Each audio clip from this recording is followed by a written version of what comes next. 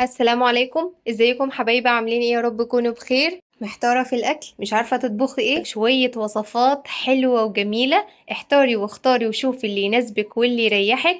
عملنا وصفات بالفراخ، ووصفات باللحمة المفرومة، وصفات السمك، ووصفات من غير ولا فراخ ولا لحمة ولا سمك، على قد الايد. حاجات كده في منتهى الجمال. محتارة في الغدا؟ الفيديو ده هيفيدك جدا.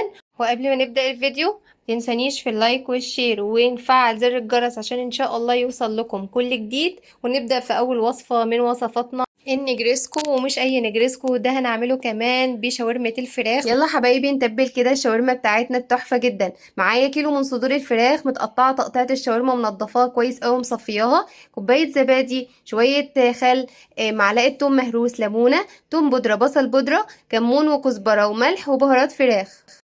نحضر البولة بتاعتنا عشان نتبل الفراخ الجامدة جدا. هنزل